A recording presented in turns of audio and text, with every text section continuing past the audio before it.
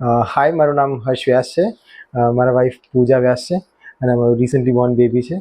અને અમે આજે જે ટોપિક વિશે વાત કરવા માંગી રહ્યા છીએ એ છે પૂરું શુકન હોસ્પિટલ સાથેનું અમારું જે ઇન્ટરેક્શન છે એના વિશે હું થોડીક મારા ઓપિનિયન્સ અને ફીડબેક શેર કરવા માંગીશ. તો જ્યારથી બેબી કન્સીવ રહેલો ત્યારથી ડે 1થી અમારી જે ટ્રીટમેન્ટ છે એ શુકન હોસ્પિટલમાં ચાલી રહી છે. અને ત્યારથી અમારા રેગ્યુલર સેશન્સ અજય સર સાથે, પ્રકાશ પટેલ સર સાથે અને હાર્દિક સર સાથે રહ્યા છે.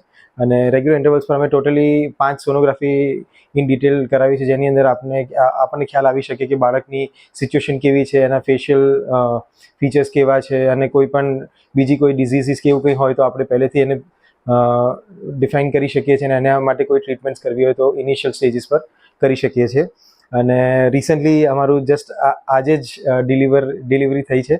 અને ડિલિવરીમાં એવું હતું કે ફર્સ્ટ સ્ટેજ ઉપર અમારા લોકોનો ટાર્ગેટ એ હતો કે અમે નોર્મલ ડિલિવરી કરાવી શકીએ તો અમારા માટે વધારે સારું રહેશે. અને હું અને પૂજા બંને જ બહુ શ્યોર હતા. પણ જ્યારે લેબર પેઇન સ્ટાર્ટ થયું ત્યારે એકચ્યુઅલી મારા વાઈફ માટે અને અમારા માટે થોડું એ ડિસાઇડ કરવું ડિફિકલ્ટ હતું કે અમે લેબર પેઇન સાથે કન્ટિન્યુ કરી શકશું કે નહીં, કેમ કે પેઇન એકચ્યુઅલી થોડો વધારે હતો.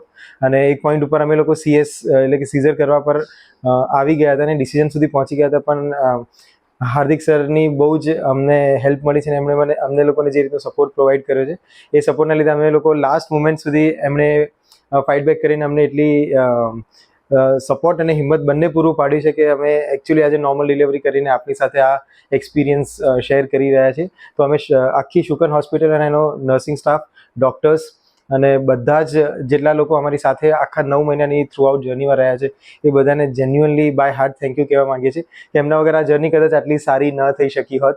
તો થેન્ક યુ. અને અમારો પર્સનલ ઓપિનિયન એવો જ છે કે અહીંયાના ડૉક્ટર્સ પાસે સૌથી સારી વસ્તુ એ છે કે એ લોકો આપણામાં ભરોસો રાખે છે અને આપણે એમનામાં જો ભરોસો રાખીએ છીએ તો એ વસ્તુ ફાઇનલી આપણને રિક્વાયર્ડ આઉટકમ સુધી પહોંચાડી શકે છે. Thank you.